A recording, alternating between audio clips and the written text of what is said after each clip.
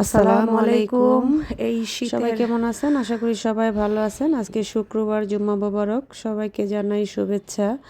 চলে আসলাম রান্নাঘরে। আজকে আমি একটা সিমসাম রান্না করব। এখানে আজকে একটু লাল মুরগি রান্না করব।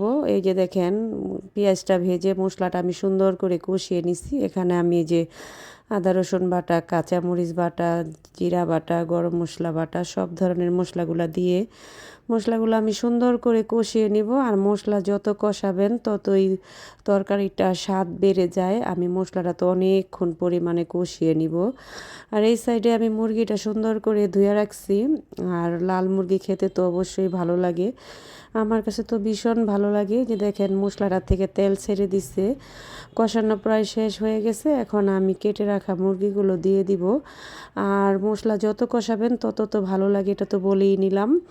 এই তো এখন আমি যে দেখেন একটা রান নিছি। রান তো আমারও খেতে ভালো লাগে, আর আমার ছেলের মেয়ের ওদের রান পছন্দ, আমারও পছন্দ। মুরগি নিয়ে আসলে রানটা বেশিরভাগ আমরা তিনজনেই খাই, আপনাদের ভাইয়া কম খায়।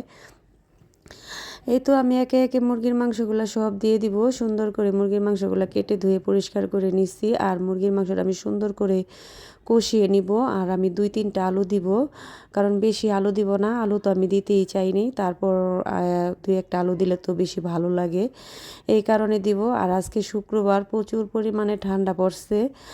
এই ঠান্ডার দিন ঠান্ডা না পড়লে তো ভালোই লাগে না, তাই খুবই ঠান্ডা পড়ছে। আর রান্না করতে করতে প্রায় আমার 12টার দিক দিয়ে আমি রান্নাঘরে চলে আসলাম। ভাবলাম আজকে একটা আইটেমই রান্না করব, এই কারণে আজকে আমি একটু দেরি করে বসাই দিছি। এই যে মুরগির মাংসটা সুন্দর করে লেড়েচেড়ে এখন আমি যে ঢাকনা করে দিব। আর মশলাটা একদম পারফেক্টলি সুন্দর করে হয়েছে, কালারটাও মাশাল্লাহ অনেক সুন্দর হয়েছে। এইভাবে মুরগির মাংস কষিয়ে কষিয়ে রান্না করলে খেতে অবশ্য ভালোই লাগে। রান্না তো সবাই জানেন, নতুন যারা আছেন তারা দেখেন এই যে এইভাবে রান্না করলে খুবই ভালো লাগে। কালারটা তো সুন্দর হয়েছে। আর আমি কষিয়ে একটু গরম পানি দিয়ে দিছি, কারণ লাল মুরগি বেশি করে কষাতে হয়। গরম পানি দিয়ে আমি আর একটু কষিয়ে নিব। কষিয়ে তারপর আমি একটু আলু দিব। এখন আবার এই যে ঢাকনা করে দিয়েছিলাম, ঢাকনাটা খুলে এই যে একটু আলু দিয়ে দিছি। দেখেন একদম তেল মশলা সব ঠিক আছে। আর আমি আজকে একটু সাদা পোলাও রান্না করব, আর বিশেষ করে কিছুই রান্না করব না। কালকের অনেক ধরনের তরকারিগুলো রয়ে গেছে, ভাতও রয়ে গেছিলো, তাই রান্না করতে চাইছিলাম না। আবার ভাবলাম যে দুপুরবেলা একটু রান্না করে নেই। এই তো এই যে এই সাইডে আমি একটু পোলাও রান্না করব, আর একটু বেরেস্তা বানাইতেছি, কারণ পোলাওয়ের মধ্যে বেরেস্তা না দিলে ভালো লাগে না। এই তো দেখেন বেরেস্তাটা আমার হয়ে গেছে। আমি এই সাইডে একটু চিনি সিডি দিয়ে নিছি। আর পোলাওর সাথে বেরেস্তা দিলে তো খুবই ভালো লাগে। আর আমি এখানে পোলাওটাও বসাই দিছি, ঘি দিয়া গরম মশলা দিয়া আর সব কিছু দিয়ে দিছি।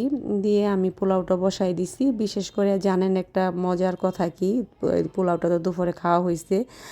এই যে দেখেন আমি একটু গুঁড়া দুধও ছিটাই দিতেছি, সব দিয়েছি কিন্তু কাঁচামরিচ দেই নাই। ফ্রিজে প্রচুর পরিমাণে কাঁচামরিচ ছিল, কিন্তু দিতে মনে নেই। এখানে আমি একটু ওই আপনার কিশমিশ দিছি। পোলার মধ্যে কিশমিশ দিলে তো ভীষণ ভালো লাগে। আর আমি অনেক পরিমাণে ঘি দিছি। এই যে দেখেন পেঁয়াজ বেরেস্তাটাও ছিটাই দিছি। মাশাল্লাহ পোলাওটা অনেক মজা হয়েছে। সবাই ভালো থাকবেন, আল্লাহ হাফেজ, দেখা হবে পরবর্তী ভিডিও।